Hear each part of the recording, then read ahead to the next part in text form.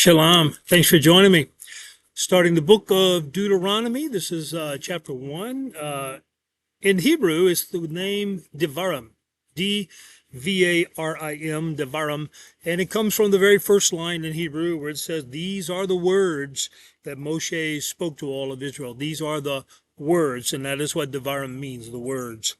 In the Greek, when it was translated to Greek, it got the name of Deuteronomian, and that means law repeating or repeating of the law. And so that's its name. Deuteronomy is our English translation of that. And that is very much what the book of Deuteronomy is. It's a repetition of the law that has previously been given, particularly in Exodus and Leviticus, and partially in the book of Numbers, but mostly about the back half, second half of Exodus and all of the book of Leviticus. Now, what is fascinating is that where this is spoken and why this is spoken. This is the end of Moses' life. The Israelites have spent 40 years wandering in the desert, and now they have come up to the edge.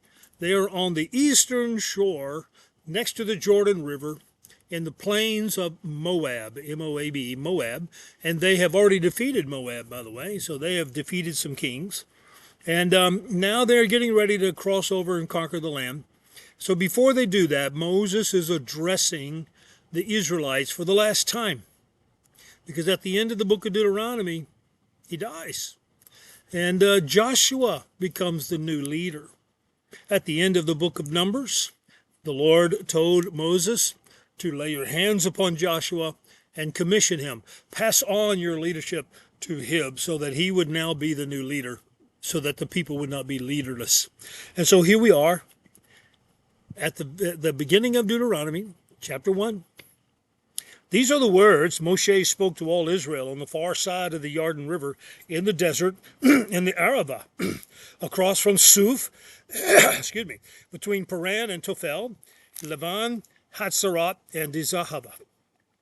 It is 11 days' journey from Horeb to Kadesh Barnea by way of Mount Seir.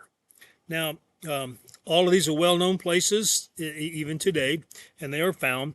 So, and this coincides very well with an 11 days journey. It means if you're walking, that's what it'll do. So, verse 3, on the first day of the 11th month of the 40th year, Moshe spoke to the people of Israel, reviewing everything Adonai had ordered him to tell them.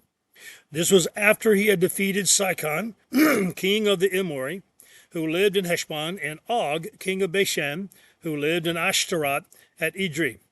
There, beyond the Jordan, in the land of Moab, Moshe took it upon himself to expound this Torah and said, Adonai spoke to us in Horeb. He said, you have lived long enough by this mountain. Turn, get moving, and go to the hill country of the Amori, in all the places there in the Arabah, the hill country, the Shephelah, the Negev, and by the seashore, the land of the Canaani and the Levan, as far as the great river, the Euphrates River. I have set the land before you. Go in and take possession of the land Adonai swore to give to your ancestors, Abraham, Yitzchak, Yaakov, and their descendants after them. At that time I told you, you are too heavy a burden for me to carry along. Adonai your God has multiplied your numbers so that there are as many of you today as there are stars in the sky. May Adonai, the God of your ancestors, increase you yet 1,000-fold and bless you as he has promised you. But you are burdensome, bothersome, and quarrelsome. How can I bear it by myself alone? Pick for yourselves from each of your tribes men who are wise, understanding, and knowledgeable, and I will make them heads over you. Now, this occurred in the book of Numbers. So that's what he's referring to. Remember, he is reciting their history. So this is what he's doing here. Then he said, you answered me. What you have said would be a good thing for us to do. So I took the heads of your tribes, men wise and knowledgeable, and made them heads over you, leaders in charge of thousands, of hundreds, of fifties, of tens, and officers, tribe by tribe. And at that time I commissioned your judges. Hear the cases that arise between your brothers, and judge fairly between a man and his brother, and the foreigner who is with him. You are not to show favoritism when judging, but give equal attention to the small and to the great. No matter how a person presents himself, don't be afraid of him, because the decision is God's. The case that is too hard for you, bring to me and I will hear it. I also gave you orders at that time concerning all the things you were to do. So we left Horeb and went through all that vast and fearsome desert which you saw on the way to the hill country of the Amori, as Adonai our God ordered us. And we arrived at Kadesh Barnea. And there I said to you, you have come to the hill country of the Amori, which Adonai our God is giving to us. Look, Adonai your God has placed the land before you. Go up and take possession, as Adonai, the God of your ancestors, has told you. Don't be afraid. Don't be dismayed. You approached me, every one of you, and said, let's send men ahead of us to explore the country for us and bring back word concerning what route we should use in going up and what the cities we will encounter are like. The idea seemed good to me, so I took 12 of your men, one from each tribe, and they set out, went up into the hills, came to the Eshcol Valley, and reconnoitered it. They took some of the produce of the land and brought it down to us. They also brought back word to us, the land Adonai our God is giving to us is good. But you would not go up. Instead, you rebelled against the order of Adonai your God, and in your tents you complained.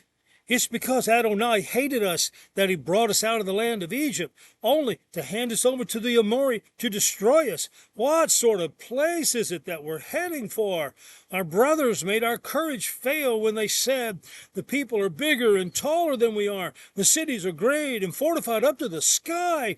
And finally, we have seen Anakim there. Well, I answered, do not be fearful. Don't be afraid of them. Adonai your God, who is going ahead of you, will fight on your behalf, just as he accomplished all those things for you in Egypt before your eyes. And likewise in the desert, where you saw how Adonai your God carried you like a man carries his child along the entire way you traveled until you arrived at this place. Yet in this matter, you don't trust Adonai your God, even though he went ahead of you, seeking out places for you to pitch your tents and showing you which way to go, by fire at night and by a cloud during the day. Adonai heard what you were saying, became angry, and swore, not a single one of these people, this whole evil generation, will see the good land I swore to give to your ancestors, except Caleb, the son of Jephunneh. He will see it. I will give him and his descendants the land he walked on, because he has fully followed Adonai. Also, because of you, Adonai was angry with me and said, you too will not go in there. Yehoshua, the son of Nun, your assistant, he will go in there. So encourage him, because he will enable Israel to take possession of it. Moreover, your little ones, whom you said would be taken as booty, and your children, who don't yet know good from bad, they will go in there. I will give it to them, and they will have possession of it. But as for yourselves, turn around and head into the desert by the road to the Sea of Suf. So this is that moment in Numbers 13 and 14, where they came back and said, we can't do it. The people believed them, doubted God, and God said, you're going to wander in the wilderness now for 40 years because of this. And you were too afraid that your children were going to be taken captive. Well, guess what? You're going to die in the wilderness, but your children are going to grow up, and they're going to cross over, and they are going to take that land. They are going to be conquerors. They are going to be victorious. They will not be taken as booty. Every fear you had is foolish and irrational. You should have trusted God, but you didn't, and now you're going to pay a price. But your children are going to be the conquerors. Your children will cross over the river. Your children will take the land. The very thing you feared would happen will not happen, and it is your fear that kept you from having faith in God. Maybe there's a lesson there we should learn. All right, I'm on verse 37. Also, because of you, Adonai was angry with me and said, you're not going to go in there, right? Okay, I'm sorry, I missed that. Go down to verse 41. That's where we are. Then you answered me, we have sinned against Adonai. Now we will go up and fight in accordance with everything Adonai our God ordered us. And every man among you put on his arms, considering it an easy matter to go up into the hill country. But Adonai said to me, tell them, don't go up. and don't fight, because I'm not there with you. If you do, your enemies will defeat you.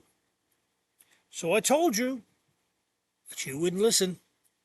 Instead, you rebelled against Adonai's order, took matters into your own hands, went up into the hill country, where the Amori, living in that hill country, came out against you like bees, defeated you in Seir, and chased you back all the way to Hormah. You returned and cried before Adonai, but Adonai neither listened to what you said nor paid any attention. This is why you had to stay in Kadesh as long as you did.